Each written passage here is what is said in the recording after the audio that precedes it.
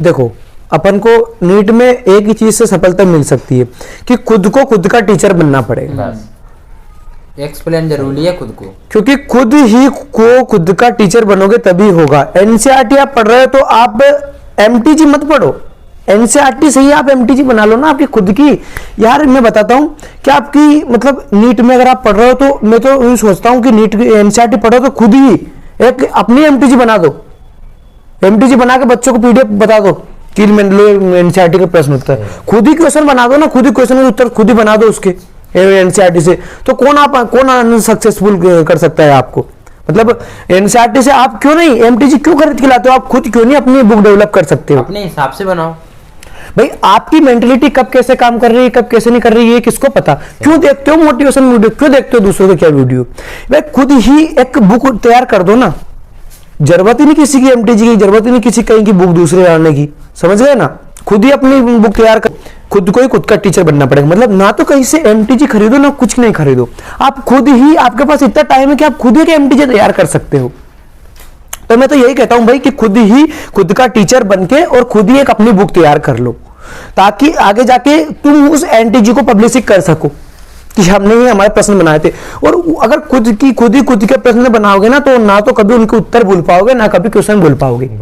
और अगर आपने वो ही बनाया तो डेफिनेटली बोलता हूं उसमें से ही नीट में क्वेश्चन फंसेगा, क्योंकि क्वेश्चन कहीं और से आता ही नहीं है ना, एनसीईआरटी से आता है। आप अगर एनसीईआरटी से लाइन बाय लाइन आपकी खुद की बुक तैयार कर दोगे तो क्वेश्चन अलग जाएगा ही कहाँ? आपने तो नीट का पेपर आपने ये तो बना के रख दिया पहले ही, फिर देखना आप उससे एनालिसिस, आपके पेपर से एनालिसिस करना, आपके पेपर अगर नहीं सही निकले।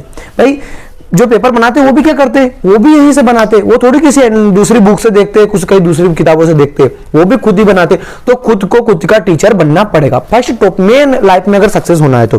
देखो पहले भी हमने बताया था कि एक आपके सामने कांच रखो, कांच में सामने एक एनसीईआरटी रख के बातें करो, आपस में बातें करो, खुद से बातें करो, एनसीईआरटी पढ़ो, खुद से प्रश्न करो, खुद से बातें करो, तभी तो हो पाएगा। टीचर खुद बनो, समझ गए ना?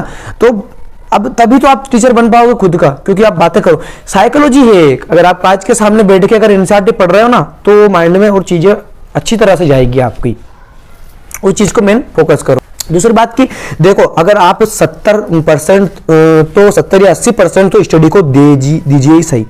माना आप बातें करते हैं, कीजिए। देखो उस मतलब आप बोलते हो कि यार आप सोना बाबू को लेकर ही मेन फोकस करते हो, भाई ये ज्यादा चल रहा है, गलत। क्यों गलत है क्या? तो यही चीज ज्यादा चल रही है, तो मैं इन चीज को फोकस नहीं कर रहा हूं।